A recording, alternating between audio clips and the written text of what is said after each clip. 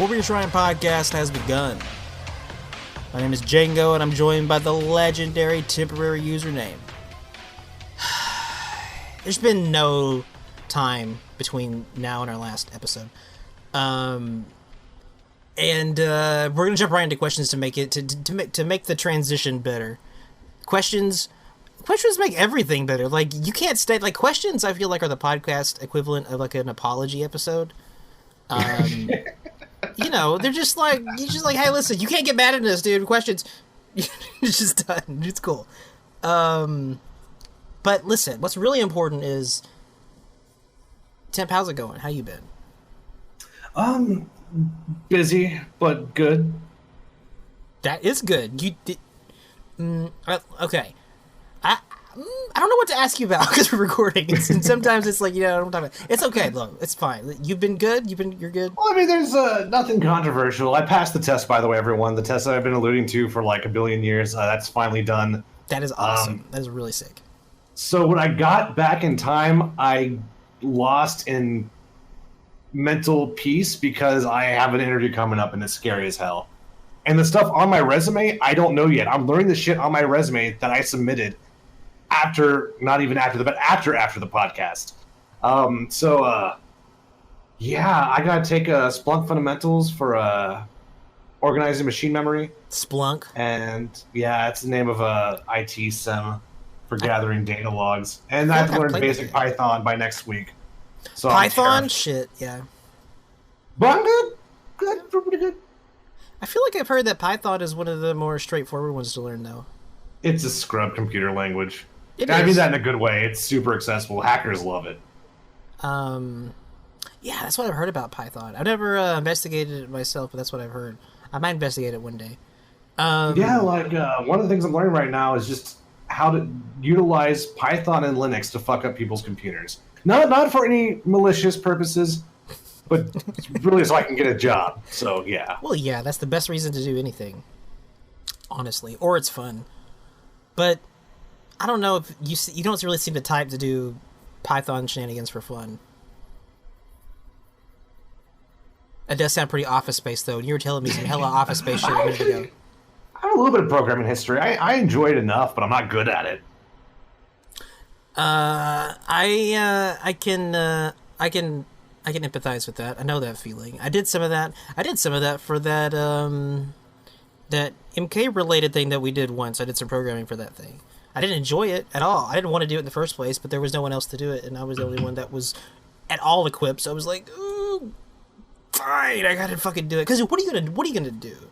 You're gonna be like, for the rest of my life, like if we just didn't get the thing, and I'd be like, I should have just fucking tried to do it, at least. Just try to do it, right? You can't live your rest of your life being like, I didn't even try to do it.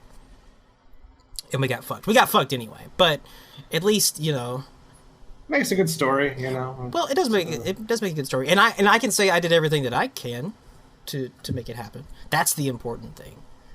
Well, the important thing is also whether or not you get the job. But that's a different conversation. Listen, this is happy stuff. We're gonna answer some questions. Are you ready to jump into the questions? Yeah, let's do it. You got your finger on the thing over there. I don't. So what do we got? Yeah. This one is from either Akad or Akkad. Don't know how to pronounce your name, but we do appreciate the question. He asks, how about 5 slots for customizing your moveset for casual mode and, if possible, competitive mode? Would that make this game better, in your opinion? So the first part, I wouldn't mind seeing an Omega mode where just all the moves were initiated. Oh, no, that's not possible because they share inputs. Where you can initiate up to 5-6 moves even. And then as long as there's no input contradictions, you can just go crazy. Yeah. Street Fighter kind of did that with Omega mode. Not Omega mode. They kind of did that with... it was really sick, actually. They had a gameplay mode online. It wasn't online at first. They had to patch it to be online. Where you could use any version of a character from Street Fighter 4 from Vanilla 2009 all the way to Ultra, which was, I believe, 2014 is when that came out. So you could play the most broken version of your character, and it was really sick. I think as a side mode, that would be a lot of fun. I would not want to see that for tournaments. No. That would be painful. No. Please no. You think Garrus is bad now? Holy shit. I don't want like I don't want to. No, no one would want to see that. It means like Garrus now versus like Vanilla Alien, like all at the same time. Everybody just pick whatever you want as the broken shit and fuck each other to death. But for casual play, yeah, that sounds like fun. Sure, why not? Like you said, as long as there's not like the input stuff like what cold shoulder and shit like that. Yeah. It'd be nice to have the cold shoulder and the slide in the same variation. I don't love they separated those permanently. That would be fucked up. I think it was the same way in Injustice 2. It was either one or the other. No. The cold shoulder was the EX ice grenade. You did the ice grenade, you blew it up, and then he went into the cold shoulder. Sorry. That was just for me. Did we answer the question? I think so, yeah. Okay, yeah. I would say for a side mode, I'm open to any of that stuff. I love crazy side modes, but it needs to be quarantined. You can't put that out in the wilderness. Absolutely. They'll destroy the ecosystems. All the spiders will die. I mean, who gives a shit? As long as it's contained, go crazy. Yeah, why not? All right. But thank you for the question, aka capital D. We do appreciate it. Thank you, sir. All right. Next question from our buddy Kiala Clutch. I know him. There's a few questions here. This first question is, how would you guys feel about extra game modes in MK11, like a tournament mode that sets up brackets automatically up to a certain number of players, like Tekken does, or replace the Gauntlet stage to something like Towers that allow you to specifically choose skins and gear you want? Well, actually, there's three questions here, so we'll start first with that one. I don't know if extra game modes are necessary. I think they're cool. I'm open. They don't hurt anything as long as they're in their own separate worlds, right? As long as they're segmented to a place that can't affect competitive play. Yes, but be contained. It's definitely not the game's biggest problem, in my opinion. I think there's other stuff that really needs to be addressed. If the game I'm not saying the game needs saving, but if it did, that would not save it. There's much bigger fish to fry. And specifically in the Tekken example, if you'd asked me 2 years ago, I would have said yes, I want to see that in Mortal Kombat. However, times have changed, and once I saw Tekken do it, I realized why it'll never work. Is because the minute someone loses, they just back out, right? Yeah. So you can't get 8 strangers to cooperate, at least not yet. There's no way to really commit them to the tournament mode. What I would like is a 5v5 mode, where there's like a Canada Cup mode, right? Where you're just 2 or 3 of your friends or 4 of your friends fight 5 other dudes in a team battle, and it's all 1v1 till the very end. Because then it's more orchestrated. You have an investment in staying in, and you can actually assign positions like, you could have someone on point, you can have some guy on anchor, okay. Yeah. And you can have your best players like a Vanguard in the middle, right? That, I think, would be a great idea, and I think we benefit greatly from that. Obviously, tag mode goes without saying, but only if there's 4-player mode attached to it. I don't care about tag mode if it's just 2v2 or 1v1 with an extra character. I don't think it really adds anything. I mean, it does. It'd be awesome, but it's kind of in the same category of I don't think we need that to save the game. We need other shit. But I would like 5v5 mode quite a bit. I've heard that 5v5 mode idea of yours before. I forgot about it though. I might steal it. Do you want more modes? Do you think we need more modes? I mean, what did you say? You said, like, I don't know if more modes are gonna, quote, save the game, and I also don't know if the game needs saving. I wouldn't say that either. But it's also like, I mean, sure, I guess. If people want to play it, go for it. I don't care. I think there are, FYI, I think more modes are coming only because one mode has already come, and that's the tower raids, right? Yeah, that's true. So you're probably going to see more stuff like that. Probably. And why not? Just fucking do what and you can tell they're trying to do whatever they can to keep player retention up. And yeah, they're definitely doing that. Yeah. Like, it's borderline blackmail. It's like, if you don't play this game, you don't get costumes. Do you like these costumes? Well, you got to put in 3 hours into ranked. Eat shit. That's kind of where we're at right now. That's another topic. We don't have to go into. Yeah, we do have to go into that because that's the next question. But as far as modes go, like, yeah, sure, bring them on. Just make them fun. Hopefully, they're fun. Man, that 5v5 mode. I'm gonna think about that some more though. That was a good idea. All right. We appreciate the first question, and we will also appreciate the second question, Kiala. Question: do you think the ranking system is a bit flawed? Do you feel that whatever ranks we are Oh given boy. should be carried over to the next season, so that way players at lower ranks can actually challenge someone of their own skill level, rather than someone who was a champion last season goes up against someone who was a god rank last season for the spot in grandmaster rank? This smells like a question that we've gotten before, and there's probably going to be another version of it later in the questions. I can't remember how much I covered Combat League in the past because I don't know. We talked about it a lot. And much I you played talked on it? about your you compared it a lot to what Tekken does and stuff like that. Obviously, Yeah, and that's precisely why I don't like it. Is because it's. Well, I'll try to make this as short as possible. Sure. The ranking system we have right now is not a real ranking system because one, the ranks go away. You don't get to keep your rank. Once the league is over, NetherRealm takes your rank away and puts it on the shelf, and I don't love that because you didn't really get anything. But second of all, the ranks are bullshit. Like almost anyone of any level can get at Grandmaster, maybe even Demigod. It'll take a long time, but you can grind out almost any rank. That is not true in Tekken. It's not true in a lot of ranking systems.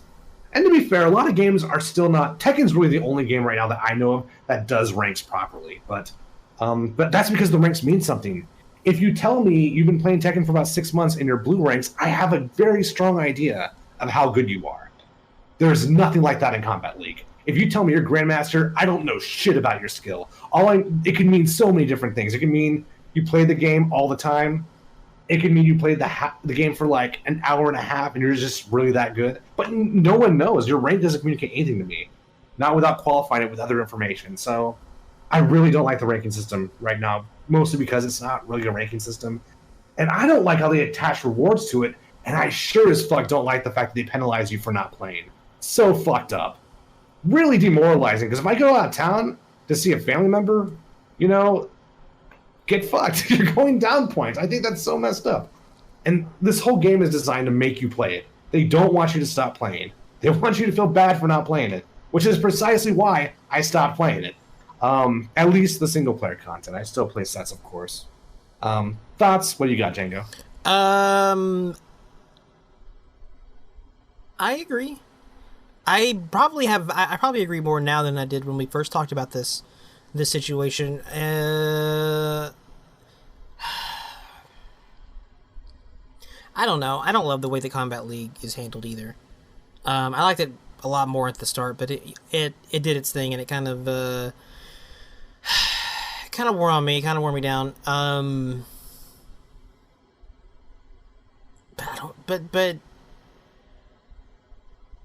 I don't know. I thought I heard that fucking Tekken let you.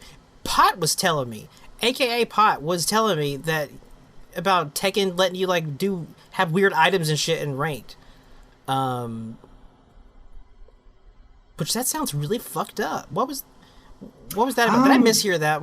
Yeah, there's customs you can use. Like, for example, you could put like a gun on some characters. Yeah, he was telling me about a Kuma shotgun.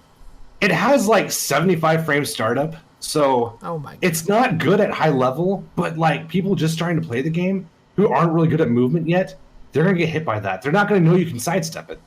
I don't even know if you can sidestep it anymore. I haven't played against all the customs. They're not very common, to be honest with you. You don't see them very often, especially in the later ranks. But yeah, I think it's really not nice to the new players. But yeah, that is a thing that exists. But other than that, I think the ranking system's great.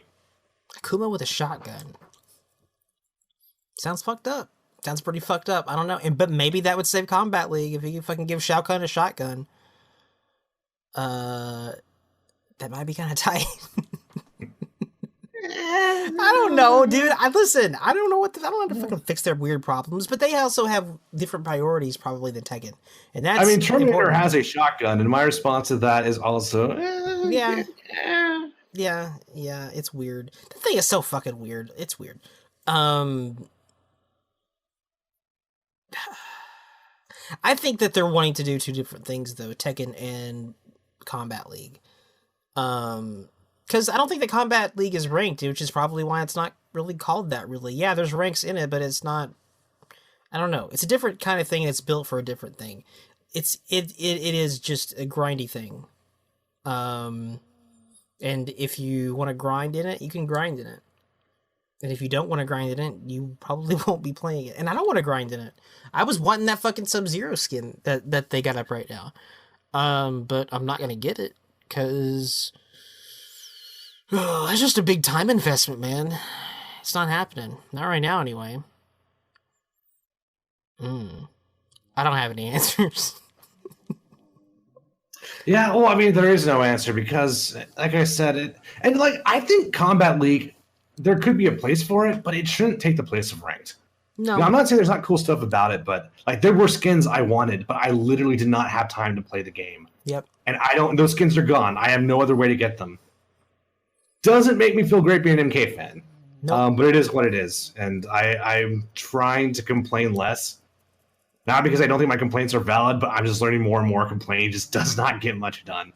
And it just kind of sours the mood. So, but don't worry, I'll complain about other stuff down the line. Just right now about rank, I think I've said everything I can possibly say about Combat League. Yeah, I don't disagree. By the way, my dog is snoring his ass off over here. If you hear something, I can't hear him actually. I hear no dogs.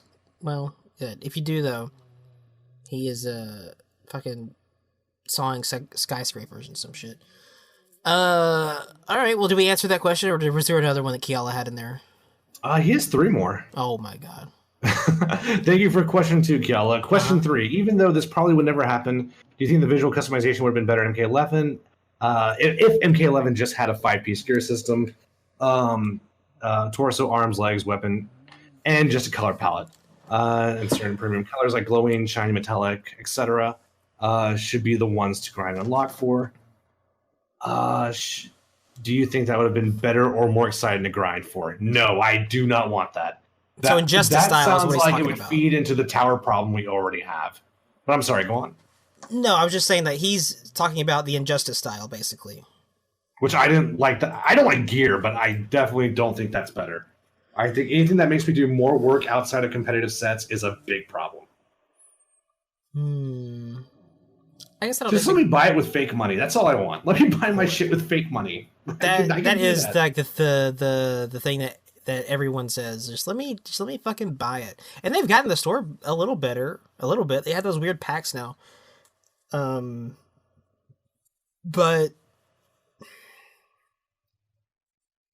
yeah, I don't know. Like, it's better for like. I would probably prefer that if like I had like immediate access to all the parts.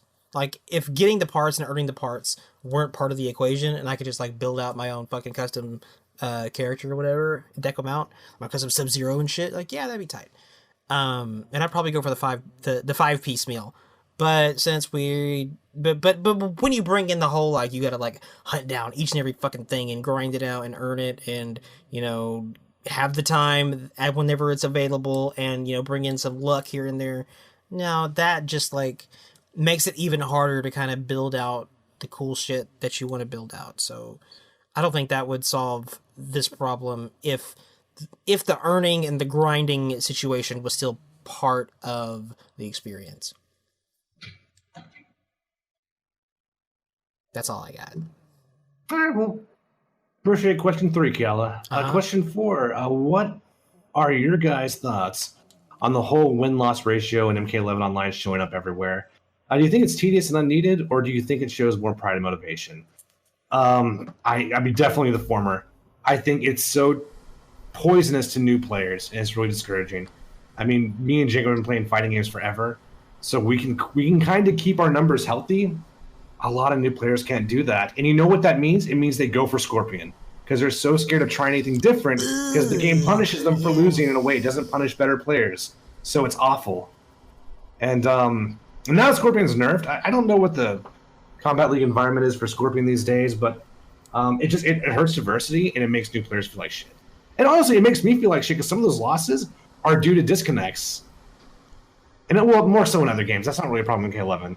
But it's kind of a problem because I don't know if they fixed it or not, but for a while, people were timing out other competitive players with a timeout glitch, even though they lost. They made it where the winner couldn't complete the set. That is just crazy messed up, in my opinion. So yeah, get rid of the numbers. I have no idea what they're supposed to accomplish. Thoughts? I don't disagree. I I feel like it's not necessarily a case where like I've been playing fighting games for a while, so my number's okay. It's more like I've been playing Mortal Kombat games long enough to know the number doesn't mean shit. It doesn't mean fucking anything whatsoever. There's so many fucking bullshit things that go into what constitutes that number, and a lot of it is probably not even accurate. The way it collects data, like you said, with the disconnects being part of the equation, all this other shit. But a new player would see it and like, oh, it means something. Oh no, but like, no, dude, they don't have someone there to tell you, nah, NRS sucks at that shit. This just collecting weird data doesn't mean anything. Fuck that, it's useless. That's the big thing. So either way you look at it, from Tim's perspective or mine, it's still like, at best, it's pointless, and at worst, it's discouraging. So, yeah, don't do it. Get it out of there. Well, it can also affect you getting matches back in the day when you were able to decline matches more often. You're right. Yeah, that's true too. So that's kind of fucked up. But that doesn't happen anymore, right? It does nothing good, for sure. It's debatable how much bad it does, but we can all agree it does nothing. It accomplishes nothing positive. Yep, I definitely agree with that. Did we cover that one? I think so. All right, cool. Kiala, question number 5. Thank you for question 4. Given to the recent patch, what changes do you think should have been added or included? That's a doozy. Who do you think needs more love and attention? I'll only answer the second part. What recent patch? Like, the recent circa July, August? I don't know when this was. When was this? Well, oh man, I'm echoing bad. I'll say this much. It would take way too long to answer the first part. I will answer the second part, though, and say I don't honestly think anyone needed that much. I don't think there were any buffs really needed. There's this horrible mantra of buff only in the fighting community. And it's all based on bullshit. No one actually knows what they're talking about. And I could write a book about why that's true, but a lot of the buff only shit causes more problems than it solves. But I think if you would just nerf the top tiers harder, the lower tiers would have ranked up by default, because I don't think Collector was a bad character. I don't think Collector was bad at all. I don't think Raiden's bad either. They just couldn't hang with the top tiers, you know? There's a big problem with our community in footsies. And a part of that isn't entirely their fault. They're just jump kicks are so strong in this game, so people are terrified to play footsies. So even though a character may technically have good footsie tools, people are saying Scorpion has bad mids, which is crazy. His mids are really good, but it's like no one wants to play footsie Scorpion because they're so scared of the fucking jump kick. So if you bring jump kicks down a bit and nerf the top 6, then Collector, even Kotal, and Raiden, they would have risen up quite a bit, but they did not take that approach at all in the patch, and that to me was super disappointing. But yeah, it would take me way too long, literally like over an hour to go over what I think was right and wrong about the patch. Thoughts? Yes. Dude, I don't. I'm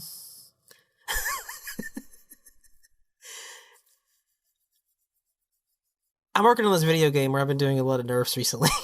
It's good. That's how you properly balance shit. And I've also been doing a lot of buffs recently too.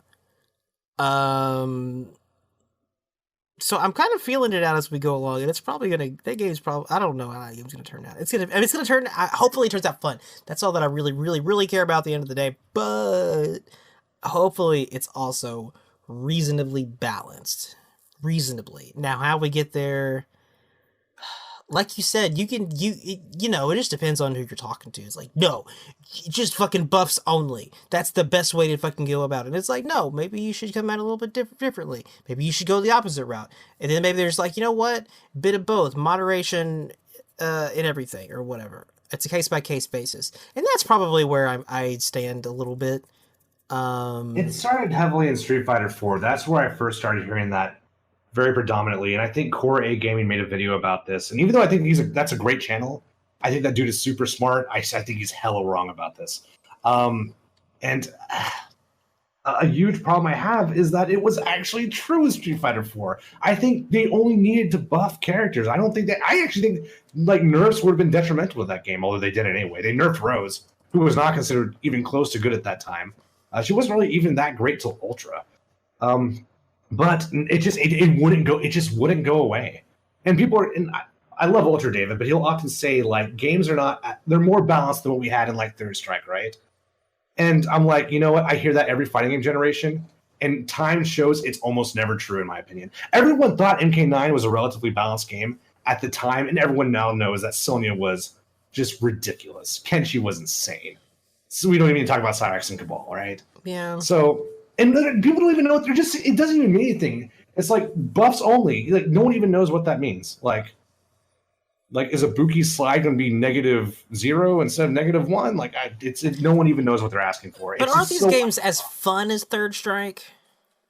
Like at the time when Third Strike was out, like it depends on what character you're playing, honestly. But yeah, go on. No, I mean that's just the question. Like if people want to say games are more balanced now than they were like when Third Strike was out, that's. I mean, sure, that's one talking point, but I'm also more interested in like, yeah, but are people having as much fun with fighting games as they did back then? Maybe they were. That was a long time ago, and it's a giant talking point in the Discord right now. But go on, yeah. No, I don't know. I don't know how fun Third Strike was perceived as being when it was out and when it was quote active, and I always kind of got the impression that it wasn't at the time. It wasn't super, like, everyone loved it and it was awesome and people were having fun with it. People love Third Strike now.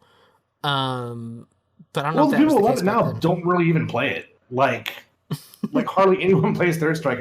It's so easy to say I love Third Strike.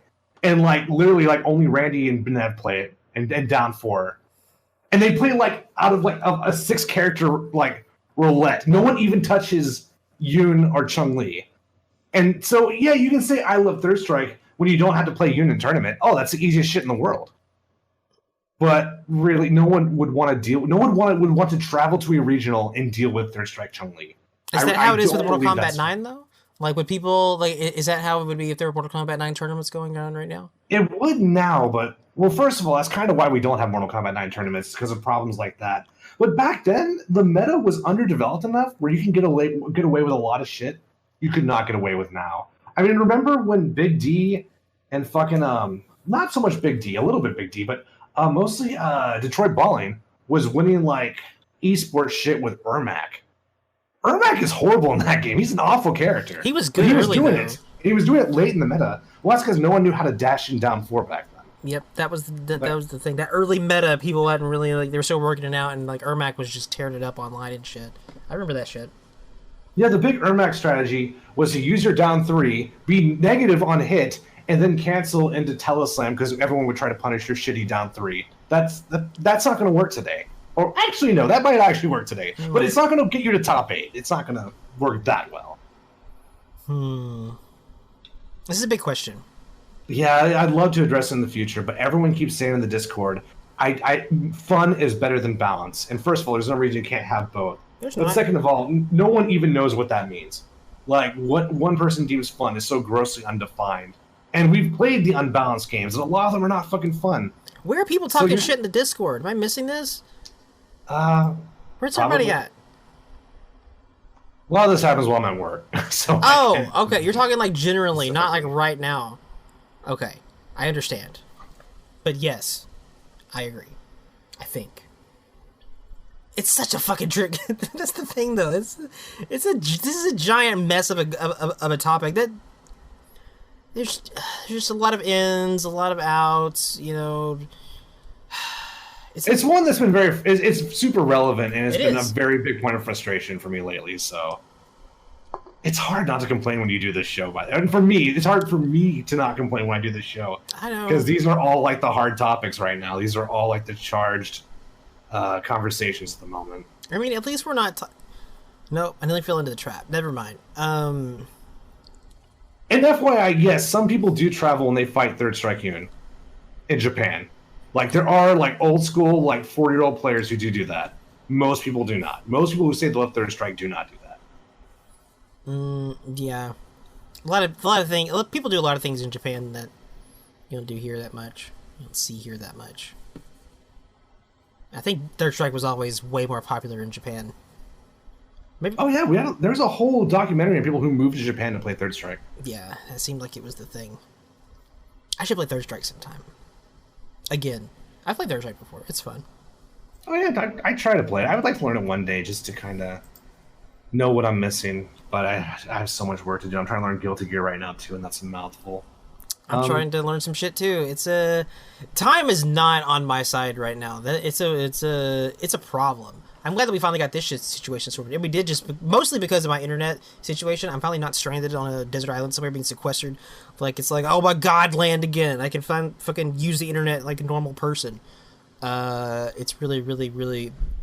That to me is like a big lifeline. It's a big pick me up. I gotta fight you at some point in something. yeah, no, I look forward to that. I'm Be scared. fun. I haven't played fucking anything in like so long. I've barely played any Mortal Kombat 11 recently. I've been playing another game that's taken up all my time. So that's not helpful for anything when it comes to playing some with people. Did we answer that question? Was Yeah, that Kialis? that includes the Kiala series. Yeah, thank you for your questions, dude. That guy's got some stamina. All those questions in a row. But thank you, dude. And DJ Timmy responded, "I dare you to answer all this shit." Well, hold that shit, Timmy. Yeah, Timmy. Fucking. Is he still around? I saw him the other day. Oh yeah, he's around. Probably a little more these days, honestly. Well, good. Hey, what's up, Timmy? It's a What's up? What we got next? Evan, friend of the show, asks, "How would you rank Slayer's '80s albums?" Why don't we just let him answer that question next time he's on? If I had to throw out an answer, I would say Rain and Blood is the best '80s album, followed by Hell Awaits. Those are actually pretty close to each other, in my opinion. Hell Awaits is number 2. Haunting the Chapel is number 3. South of Heaven is number 4. And Show No Mercy is number 5, just by default. I don't love that album, honestly. It's got some good tracks on it, but it's not my favorite. Honestly, Seasons of the Abyss would be the true number 2, but that came out in '90, so I can't pick that one. I mean, Rain and Blood is like, it's like one of those, right?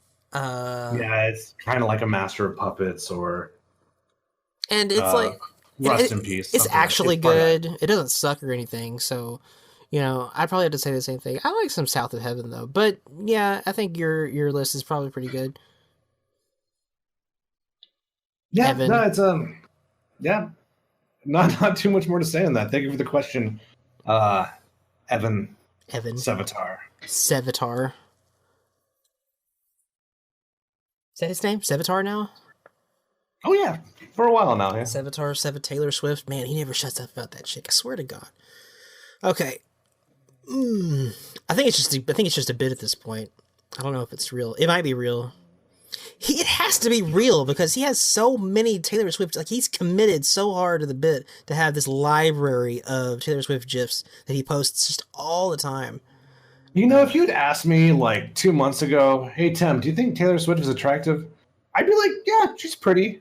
But I have seen so many gifs of Taylor Swift in the last 60 days that I feel nothing anymore when I look at her. It's like staring at bird photography. I got no emotion when I stare at Taylor Swift anymore. I've seen so many Evan gifs of that woman. I don't even know her music. I could not hum a Taylor Swift song for you. But yeah. Shout out to friend of the show, Evan. Thank you for the question, sir. Yeah, thanks, man. You're a light unto us all. This next one, unfortunately, is a bit it has not aged well. Mostly our fault, not Cartoothalos. Mr. Thalo asks, "What moves do you want to see in each character's third variation, and what moves do you not want to see in each character's third variation when the next patch comes out?" I didn't want to see Condor die from Frost, but that's the patch, and it's still ridiculous. It's not quite as bad, but it's still ridiculous, man. It is still such a good move, and it just destroys neutral. Not really any moves I wanted to see. Maybe Ground Freeze was my number one move I wanted to see the most, and that did not make it. Not even just because I wanted it in a preset, because I wanted to buff that move. That move is so bad. Yeah. What do you got, Django? What do you have for us? You're right. I had fun, actually. I've had fun with Ice Creep since the beginning. So I was really happy to see that in a movie. It's just a fun in the third variation. That was fun. I have never had fun with the Arctic Trap. I just I can't do it. I can't fucking do that move. I don't have fun with it. I mean, I could do it. I don't want to do it. That's the thing. Like it comes out and it's like, this shit is not fun. It's not compelling to use. It's not. It's like you're What did you trying. name your Arcade Trap variation? I think I named my Avalanche variation in general Akumalanche, which isn't a very Okay, I good like it. name, That's cool. but it's got the stomp, so you know. All right, cool. Yeah, that's fair. I just don't like doing like they're tripping over themselves not to put the fucking ice clone in this game, right? And I'm like, I don't see how this is a solution to all the fucking bullshit that people have complained about the ice clone. If that was your goal, if that wasn't your goal, then why don't you just put the fucking ice clone in the game? Like I know about Sikander's shit, and he's tight. I've been watching him for a really long time. But I'm just me talking about Django here. I don't like the ice trap. It's not compelling. It's not interesting to me. It's not fun to look at, and its function.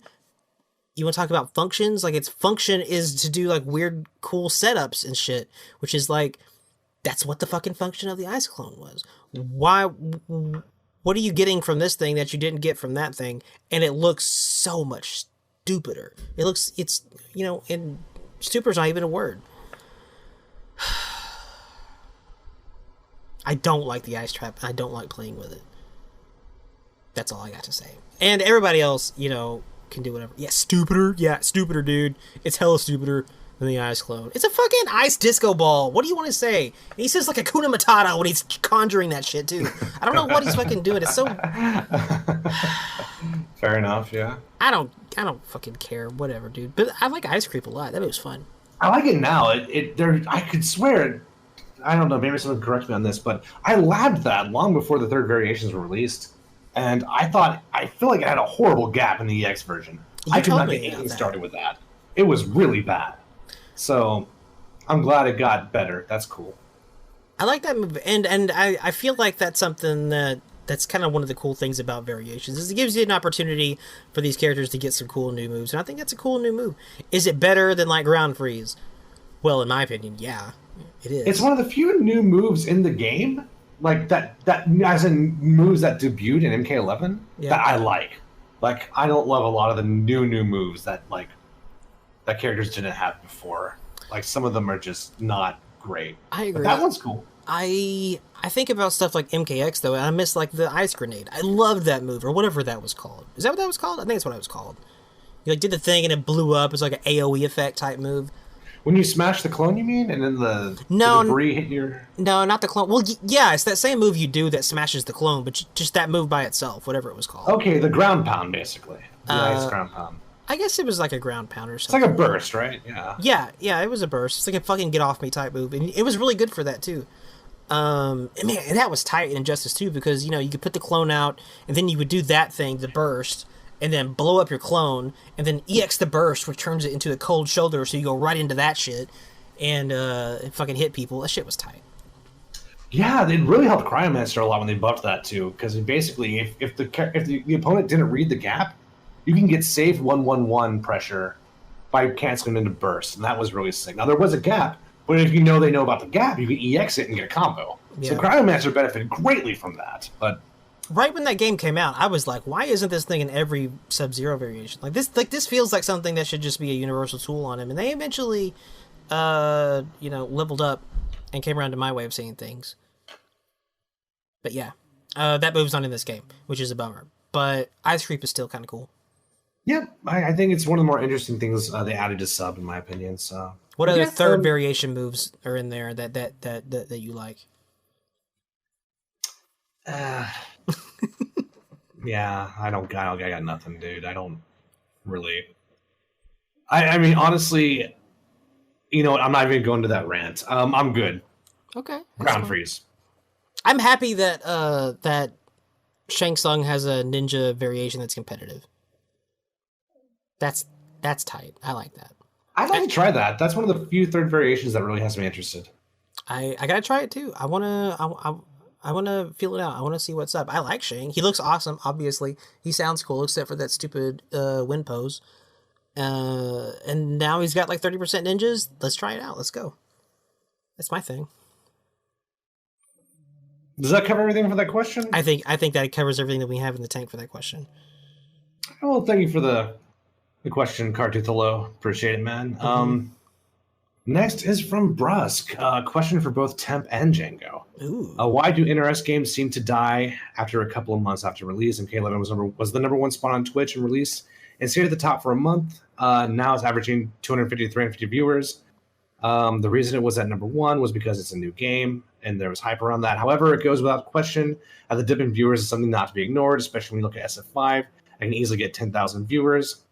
It's the best-selling game in 2019, about to be the best-selling game. But the community numbers and viewers seem to have taken a dip. MKX's first year at EVO had a little over 1,111 entrants. 1,100 entrants. MK11 got 1,500. Sure, this makes it MK11's biggest tournament ever, but I feel like it could have been better, especially coming off two other majors where before MK had more entrants than SF5. 2,000 would be something ideal, in my opinion. Is it the lack of updates, like Injustice 2? It doesn't have a scene in Asian countries, like Japan. The community, is it the casual players or the base not trying? The top pro players being the same at every major. I'm not sure suggesting MK11 is not successful or that it is dead. It's definitely better than Injustice 2 and MKX. Some of the suggestions are not ones I subscribe to. I'm just naming off some talking points, but I don't think there's anything to deny that MK11 should have been different. And I'd like to know your thoughts. Thank you for the question, Brusque.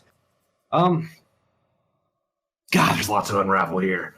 Time is super limited this episode, so I'll try to make this fast. It's a little bit of everything, but I think the first thing I want to point out is the reason why Injustice 2 died is not the same reason why MKX died, which is not the same reason why MK9 actually never died, FYI. MK9 had a very healthy life years after its release. Yeah. If anything killed MK9, it was just the release of Injustice 1. It's every game's different. It's just it's kind of like a pendulum swing, you know? MK11 fixed a lot of things with MKX, and then it introduced a lot of problems. So I think that's sort of the baseline of the problem right there is why can I not do combos with Nightwolf's second preset? Why can I not properly punish with Jade? Why does this character shut down footsies, but also has some of the best mix-ups in the game? I mean, every time they fix problems, they introduce new ones. People say this game has the best balance of any NetherRealm game. Maybe I think there's a lot of truth to that. I think on release that is true. However, this game, there's a lot of things, a lot of very obvious fixes they could have made, they chose not to do, which is another topic. But I think that's problem number one. Problem number two is that we just have trouble growing. We have trouble bringing in new players. And that's its whole other topic. I know why that was true of Injustice. I know why Injustice 2 couldn't grow. I'm not super sure why MK11 can't grow. My guess is because people think the game is boring. And whether that's true or not, I think just a lot of that depends on what character you're playing. But man, they really messed up by making characters have a combo preset and then non-combo presets. I think that is such a giant fuck up on NetherRealm's part. So that hurt this game so much, in my opinion. I still like the game. I like it better than MKX, but I don't play it a lot these days, and one reason is just because the character ceilings are so low, and I want to do combos. I want execution, right? So I think that's reason number two is I think people just are fundamentally not interested in this game, and I think the ceiling's a big problem. Number three is just I don't think it's very viewable right now. I don't think people love watching it. That might be specific to Twitch. I actually don't think the game is dying, at least in terms of numbers. I don't think the entrants are falling off that much, although it's post-EVO, so the tournament season is kind of in a lull right now. This is the yearly lull for all tournaments, really, with some Northeast exceptions. But we're not really going to know till final round how healthy the community is, right? And so that might just be a Twitch thing. I don't think people feel like watching Geras right now. I don't think anyone should be calling the game dead. I'll say that much, but I don't love playing the game unless I'm playing a very specific matchup with a very specific character that lets me do the things I want to do. I've been playing Tekken a lot because there's still new combo routes. There's new whiff punish ideas I have. I'm still learning new things, and that is true of him. I mean, I don't think we've farmed out MK11 by any means, but I've run out of fun things to do. I'll say that. Django, what do you got? Largely the same stuff. I'm getting to the point now, though, where I'm close to just writing a blank check and saying that NRS games, like, they just don't have the longevity of other games, just because of the way that players come at their games. They have so many players that come at NRS games that other games don't have, which is why NRS games are, like, by far the most successful in the genre. But that obviously doesn't reflect at all, like, longevity, about, like, people staying with the game year after year after year and figuring out and whatever. And I just don't think that's what most people that go to NRS games are going to NRS games for. I'm not saying that's not because of design and whatever with the actual fighting game part of the fighting game, whether or not, I'm not saying that's a commentary on the game being compelling or not to play. It is, sure, and but it's not just that. If it is, it's part of everything. It's a little bit of all those things, and Dimp said the same thing in there. And right now, yeah, it's the fucking, it's the competitive season is kind of dormant. Everybody, it's sleepy time, man. Winter's come. They'll pick back up, but in general, like, expecting NRS games lifespan to behave like other fighting games lifespan, I don't think that's the right way to look at it. And I don't even know if it's a bad thing. Not every fighting game has to do the same stuff. It's obviously cool, and Mortal Kombat 9 was a big exception, because that game did last a long time and whatever, but that game also came after a nice lull from the series, a really, like, a break from the franchise in general, while NRS were doing their whole transfer over from Midway to Warner Brothers and all that. And when it did come back, it was like, oh my god, Mortal Kombat 9 is 2D again. Mortal Kombat is 2D again. It feels like you're actually playing Mortal Kombat again. This is fucking amazing. And it had the trilogy roster, which, only helped everything as far as that kind of stuff goes. And it was fun to play. It was very fun to play. That also helped a lot.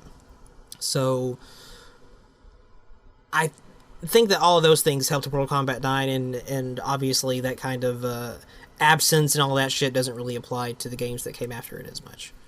But in general, yeah, I don't know what the things are that makes NRS games behave differently post-release from other fighting games. So I'm getting to the point to where I just have to, like, kind of chalk it up and assume, like, maybe that's just not what most people that go to these games are going to them for. Obviously not the people that we're talking about and talking to right now, and the people asking these questions, like, they're not really in that boat. But maybe everybody else is, and maybe these games are built to be a little more, like, blockbustery than like cult favorites. And you also got to be careful too. Like, for example, Brusque says, for reference, Street Fighter 17,000, Mortal Kombat 233. Brusque, what you have to remember there, dude, is that Daigo is playing Street Fighter during those hours. They're not watching Street Fighter; they're watching the content creators. Then they have a lot more. Capcom has so many more content creators than we do. We just don't have that many. We have no Eris, unfortunately. Yep. And that's really what they're watching. They're not really watching the game. They're watching the famous content creators who played those games. And Street Fighter has a lot of good ones. Like, when Flo is playing Street Fighter, more like by himself, he has more than 233. So that's what's really going on there. Now, I don't know if that's an indication of whether the game is dead or popular. I just think that's more of the health of the online promotion community, the Maximilians, if you will, right? Although Maximilian doesn't play Street Fighter 5 that much, but that's an example of, like, if Infiltration is streaming Street Fighter, that's going to pull in views for good and bad reasons. Strange days we live in, right? But keep that in mind. That's something to consider. I think that we actually cracked that question open and talked about it pretty well right there. Oh yeah, we clean that sink out.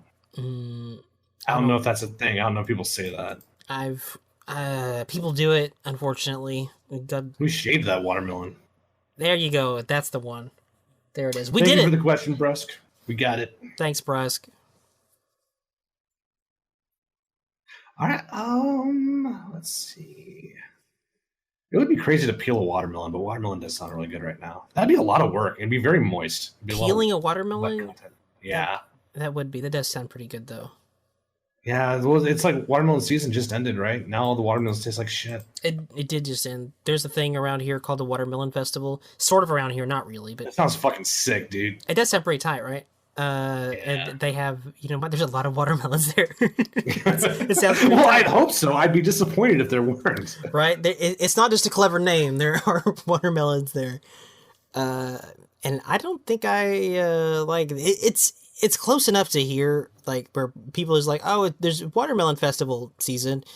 I have water. I didn't go, but I have watermelons. Somebody gave me some fucking watermelons. I don't think I got any this year though. So that's a shame. But whatever, it's fine. It'll happen again.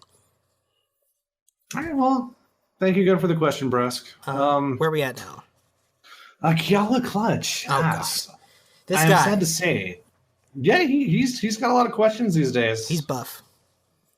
But we're actually going through these a little faster than I thought. Let's see. I am sad to say that I am now putting less time in MK11 competitively and branch more into Tekken 7, Soul Calibur 6, DBZFZ.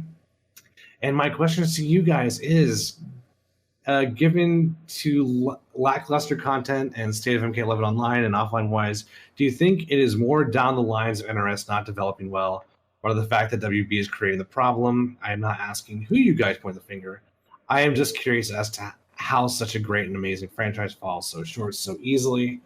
Okay, so this is actually very similar to the Brusque question. It is. I guess if I were to recap part of that, the important thing here, while Brusque was more focusing on the community, in this case, he's more talking about why the average individual is de-investing from Mortal Kombat 11. I can only answer for myself, dude. One reason why I'm not playing it as much is, one, I don't love Combat League, but two, there's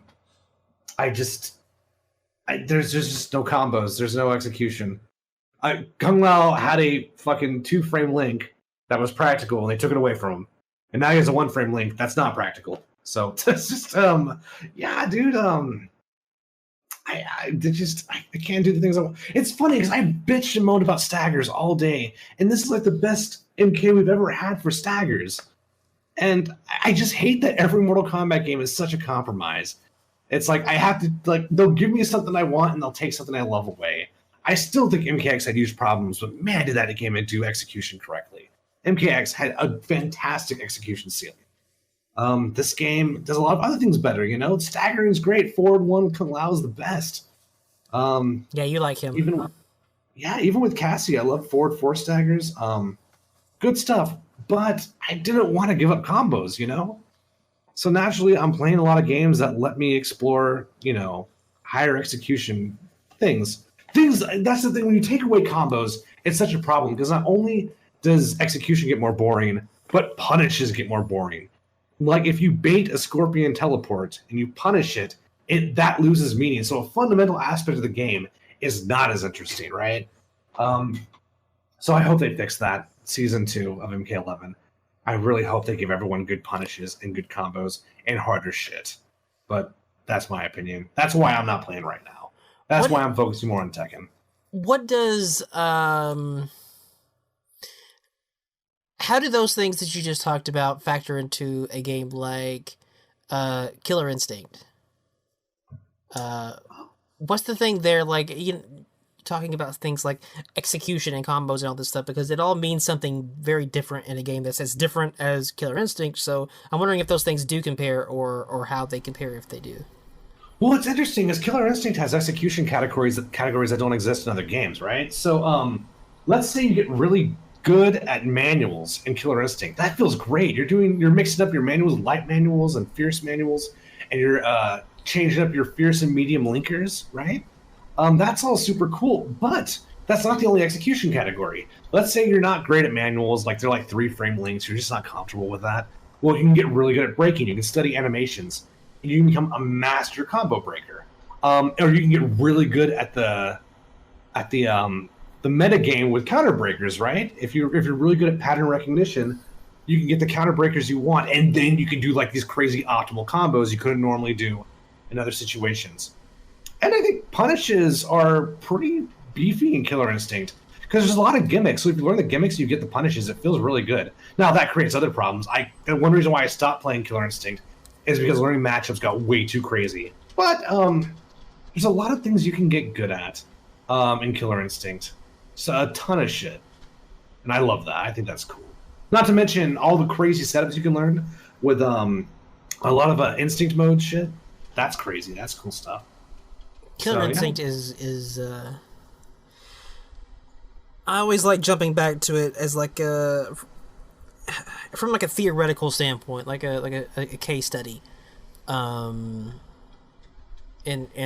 trying to see like, okay, all this bullshit that like I just did here, all this stuff that maybe I don't like about Mortal Kombat, how does that factor into Killer Instinct? How does that compare to Killer Instinct? Because Killer Instinct is such a unique game compared to most fighting games that you'll find out there. A lot of other ones, they share way more than they do with something like Killer Instinct.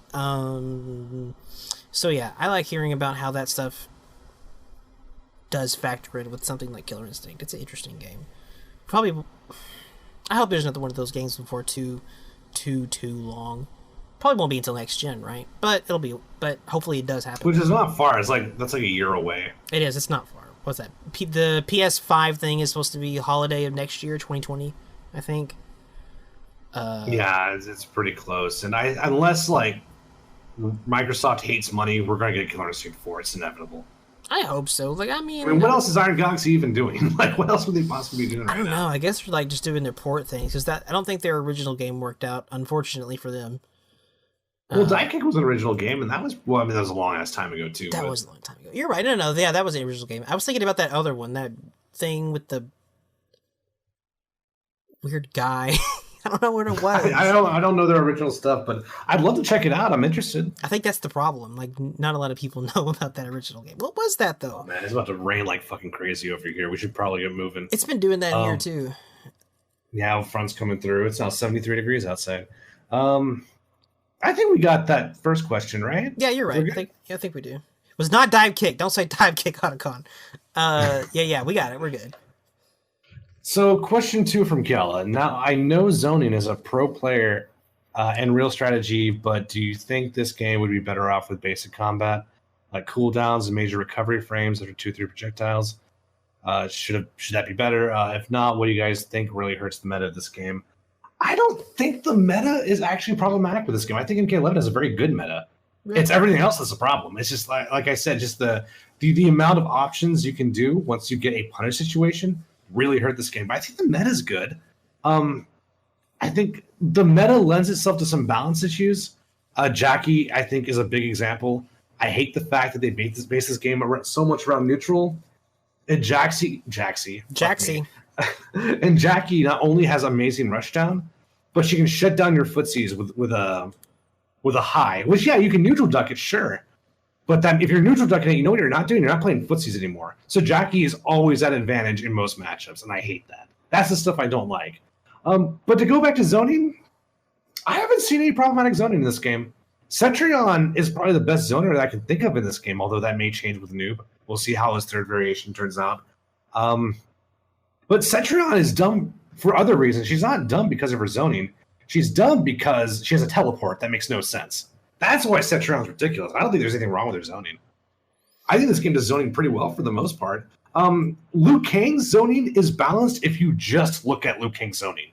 But if you factor in Liu Kang's zoning and the rest of that stupid character, it makes no sense anymore. It's like, why does Liu Kang have all these options in one package? You're going on Kiala's character here, dude. Well, I mean, he knows. Like we've talked. He knows Liu Kang is crazy. Do we? I hope so. Because that character is woe. Does NetherRealm know he's crazy? Like, I do not know how that character survived the patch, which is a topic we never got a chance to get into, but I was really disheartened by the patch. I thought the patch was a real huge letdown. I could not believe Liu Kang got unscathed. And I couldn't believe people were stupid enough to think he wasn't top 10 before the patch even came out. I mean, he's better now because you can jail after normals in a way, after low normals in a way you couldn't do before. But he was the fact that people didn't know he was good before that was just crazy. Blows my mind, right? Yeah, but people have always done that fucking bullshit. It's like how long it took people to come around to Kung Lao in this game too.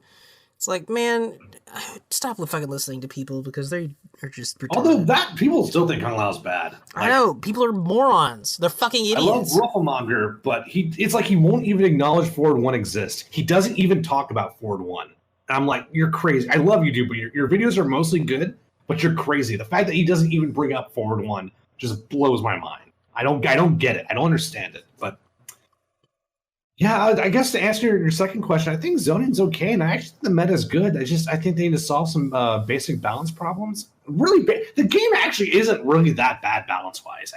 There's some very big common sense stuff they need to do, and they really need to watch it with a buffs, in my opinion. But I don't think the meta is bad at all. I like the meta a lot, actually. I would like this game if you fixed some very basic things. I still mostly like this game. I'm playing other shit. And it's just kind of out of sight, out of mind right now. it's just a downer in many respects. But did you have anything you wanted to add to that? No, I agree. I don't think zoning is much of a factor in any of this. In any of the things that might be not awesome about this game right now. Any of the things that I would point out, being like, listen, this is a problem. If this game has 99 problems, zoning isn't one of them.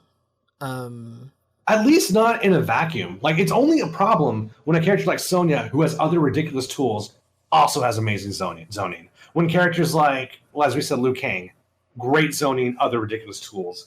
We will see that with Johnny Cage as well. I think Johnny Cage is going to become he's got some a big talking point over the next couple of months for sure.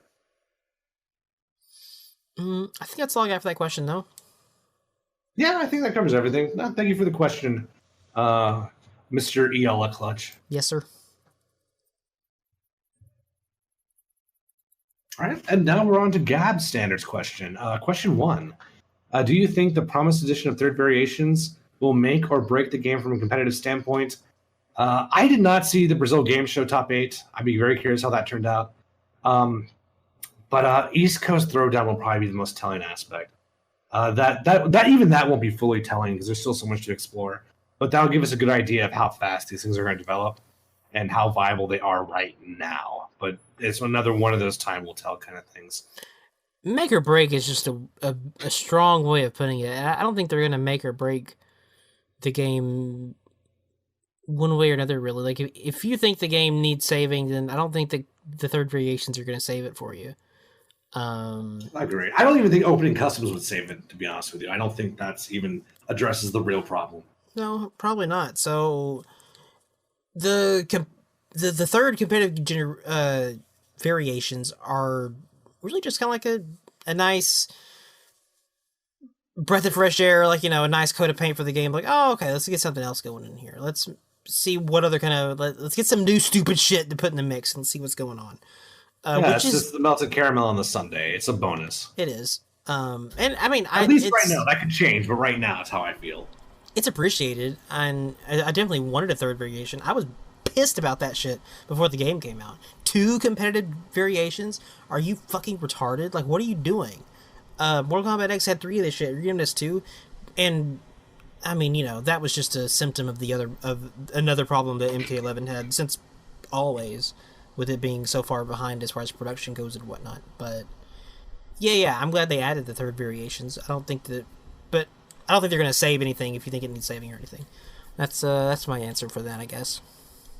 No, yeah, I agree with that. So, yeah, I appreciate the question, Gab. Second question.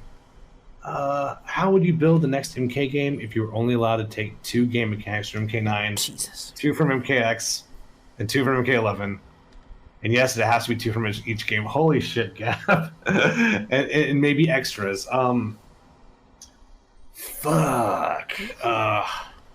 What constitutes a mechanic? Yeah, I was about to say, like, the thing, not all the things I like about MKX are mechanics.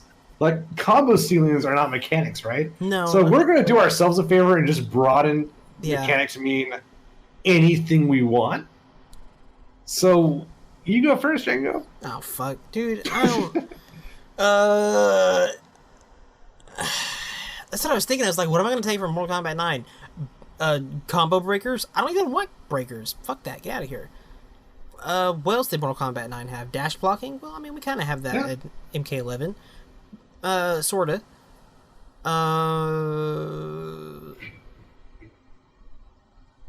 You know what? Fucking mechanics? Yeah, I want a mechanic that was in Mortal Kombat 9. I want an ice clone.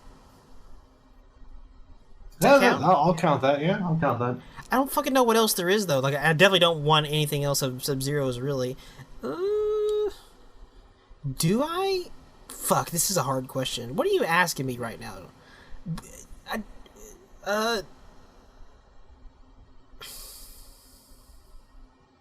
and what would I take from Mortal Kombat X, too?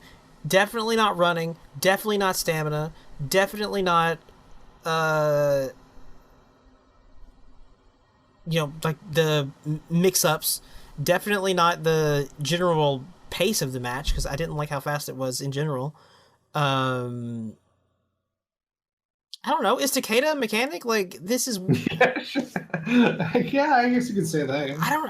It's just a tough question. Like, the question's not There's bad. so much overlap between MK9 and MK11 too, so that also makes it difficult. There's a lot of overlap, and I would definitely keep the approach to meters from Mortal Kombat 11. I would keep the stamina, right? I would keep the stamina type meters. I would keep not Mortal Kombat X stamina, Mortal Kombat 11 stamina, whatever type meters. Would I keep them separated into offensive and defensive meters?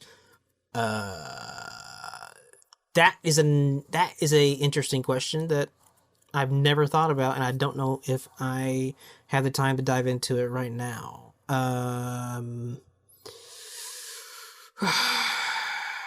This is a really hard question. Well, I think I can answer some of it. I would take air normals, the air hitboxes. I would take from MK9 just so people can finally jab anti-air consistently. That way, jump kicks don't lead to fucking full combos mid-screen. Get rid of that shit. That's one mechanic I take from MK9. I would say bring back the X-ray system from MK9, but that's not. I don't like the X-ray system in any game. I just hate fatal blows that much. So it's not because I like MK9 X-rays. I just hate MK11 fatal blows. I would definitely not do that. Much. I don't want it. I don't want either of them. I guess if it's a situation where, like, you have to have one, pick one, then yeah, I guess it's X-rays, because at least then they are de-incentivized, because you're spending your meter that you have to spend for everything else, so you're less likely to see them, I guess. Whereas fatal blows, like, you're gonna see that shit, and it's gonna be stupid. God, this is really hard. I don't know. This is tough. I think I still do prefer the match pacing to Mortal Kombat 9. If I was gonna, like, pick a mechanic to just bring over in general, I would just say the pace from there. I really like Mortal Kombat 9's pace. Alright, yeah, that's a good answer. Then I guess I'll start. Well, I already kind of started with MK9, so I take air hitboxes back. Damage, just really good meterless damage. I bring that back from MK9. MKX, I'd actually bring back run. I'm okay with run. If you design the game right, there's nothing wrong with run. Just get rid of the stupid stamina meter, and make defensive options better, which they did in MK11. Jump kicks aside, but jump and punches are fucking trash in MK11. So that was not true in MKX for the most part. So yeah, I'd keep run and just make it. I mean, in a way, run's actually kind of almost in MK11 anyway with the wave dash. So it's actually run is in MK11 and is better than it was in MKX because of the wave dash. It was some characters at least. Every character has a different wave dash with different properties, but you can make that case. So yeah, just sterilize run, make it for mobility, and use it for, like, punishes and shit. I think that'd be cool. Because a lot of stuff in MK11 is technically punishable, but people get away with because they can bridge the gap. Or they can actually prevent you from bridging the gap, right? And so many games have run and it's not broken. Soul Calibur has run, KOF has run. It's not a problem. It's just it was just defensive options were way too bad in MK11. But, like, you have forward 2-1 and, like, you have Kung Lao's forward 1, right? You have Scorpion's forward 3. You can't just run in like a dumbass anymore when we have normals that good. So I would probably take run from K11 or KX. I would be fine with that. And the execution ceiling I would take from KX easy. So 2 from K9 so far, 2 from KX. From MK11, I take the wake up system, and yeah, I'm okay with rechargeable meters. I think that's fine. I probably no flawless block. I do like the rechargeable meters, but definitely flawless block, and definitely the wake up system. I think that is the wake up system is one of the best contributions of MK11 in my opinion. You're taking my shit. I was gonna say the same thing. I was gonna say the wake up options. Oh, I thought you were done. I thought you were finished. Oh, I wasn't. I'm just making a mess over here. I'm like, let me just do this. Oh, wait, here's one thing for Mortal Kombat 9. That's one thing for Mortal Kombat 11. I'm trying to fucking put this thing together, and it's tough. But yeah, for Mortal Kombat 11, if I was gonna keep something easily, it would be the meters and the wake up system. I like those things. Those two things a bunch. I don't even know what to keep. Like, I mean, running is cool, but I don't know if it's like I want to bring running with me. Although in the context of this question, I guess I kind of have to. So, no. I think it'd be easy to do running right. But yeah, go on. No. Yeah, we've talked about running on the show like a lot. That might be like that, and breakers have probably been the two most common topics on the Warrior Shrine. And like, I think you and I both agree that like running is not actually a problem at all. It's everything around it. It is. Kind of like MK11. Like a lot of things in MK11 are good. It's things around the good shit that are problems, right?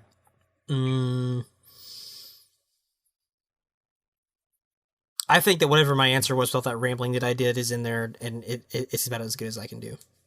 No, I mean, yeah, it works. It's we kind of changed the question on you, Gab. We did. And we're not sorry, but thank you for the question. We appreciate it. Sometimes you gotta do what you gotta do on the Warrior Shrine, right? Because that was a really hard, that was a really good, really hard question. We made it into something that we can answer by gum. Boy, thanks, man.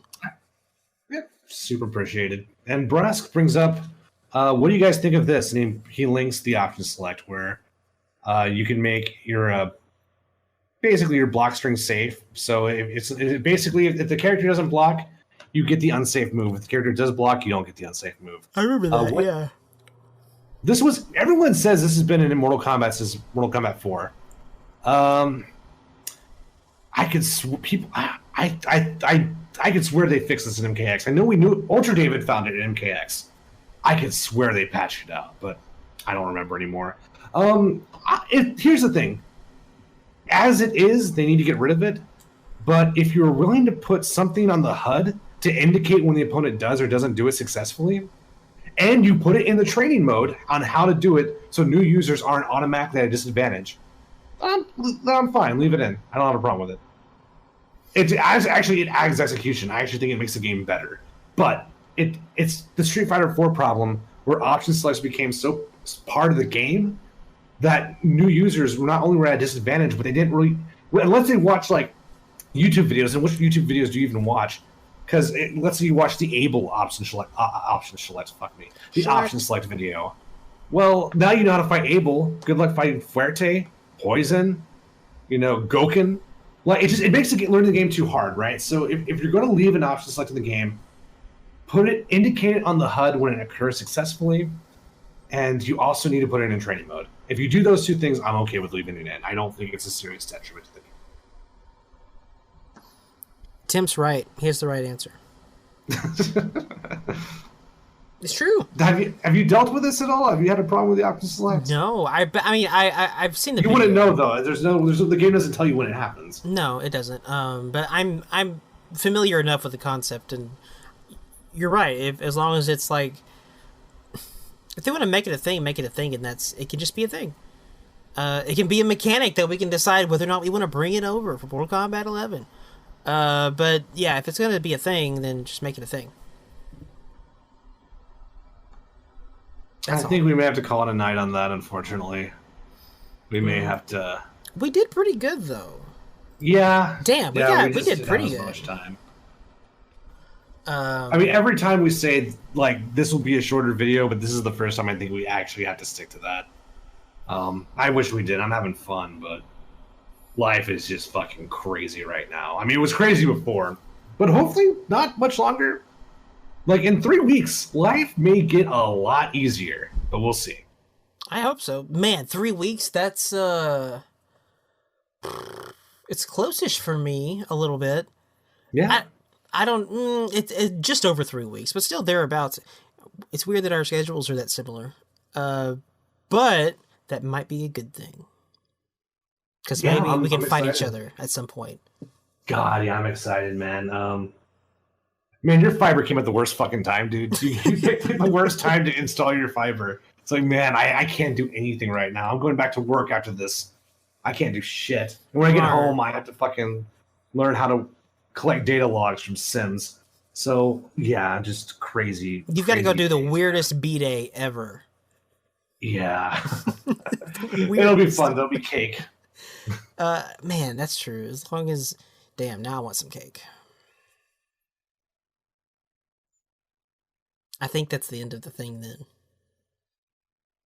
Except for that thing that Octocon said at the bottom about League of Legends games. I didn't know they were making one. I have to go look at that right now. And then I can come back, and then I can answer that question. Yeah, it's been rumored forever. Because not even just rumored, but like we knew that Riot Games teamed up with the Cannon Brothers at EVO to make a fighting game. What fucking game is Riot going to make for a fighting game? It's obviously the only option is League of Legends, right? So we all saw it coming back in like 2017. So yeah, it's the Rising Thunder guys. Is it minus Seth Killian? Minus Seth Killian? Man, that sounds like Seth Killian's no longer part of that team. That sounds dramatic. I wonder if it's. I don't know. I'm going to research though. I'm going to find out. And we can come back and we can answer it next time. Yeah, I'm excited. And it's a trap. I was gonna say it's not gonna be as long between now and the next episode that we do than the one that we did previously. Dude, hopefully during the next episode I'm gonna be walking on sunshine, and I won't have to worry about the stupid shit I'm worrying about right now. I hope that's what I'm hoping. I hope that's true too, and hopefully I hope the same thing for me. Right now, it's not that different. There's a mini crunch right now with the EV game stuff. Mini. It's not Sean Hemrick yet, right now. But yeah, I was wondering what was going on with that, but that makes sense now. I didn't know you guys were doing a crunch right now. Yeah, a mini one. That's just how this stuff's set up, and it's all good. There's some crazy shit that has come to light with that game and some stuff that it's hard to keep a handle on it, man. It's hard. Like it's a thing right now where I'm like, just don't think about it. Don't think about that. Because if I do think about it, my brain's gonna explode. So that's one of my biggest things that I'm doing to stay sane is just complete and utter denial. Like shit's not that. That's not. Hey, if it works, man, rock it up. We'll see. Where's that denial flag? I'm not dead yet, so far so good. But yeah, I don't. Hopefully it's not too long before we do another one of these things. And I might put up that Evan episode because it does sound pretty good as far as quality goes, except for him dropping out. Evan, chill the fuck out. I've got it. And maybe I'll put up your rap by itself. I'm sure you would love that. Is there anything else that we need to say? No, I think we're good, man. Okay, well, listen, everybody. Tomorrow, I hope that you all have a very happy Boss Day. Is that what it is? I think so, yeah. Tomorrow's Boss Day. Is it like National Boss Day? Or... Well, actually, today is Boss Day, technically. Today is Boss Day, you're right. Is this just limited to your situation, occupation, or is this a... No, I Googled it. It's everywhere. Okay, well, everybody, happy Boss Day today. Buy your own personal Sean Hemrick, whatever he needs to not sit on you for the next year. Yeah, I guess that's all I got. Yeah, thank you guys for your patience, and thank you for listening. This has been fun. Yep. We'll see you guys next time. Chill out. It'll be cool. Later, everybody. Peace. No. Nightwolf would translate almost copy and paste in MK11. They can't fucking get Nightwolf right. Syndella's fucked. Flight cancels, gone. Mid-range air fireball cancels, gone. Instant air anything, gone. They are gonna forget damage. Combos, get the fuck out. They are gonna fuck that bitch up so bad. But we can start now.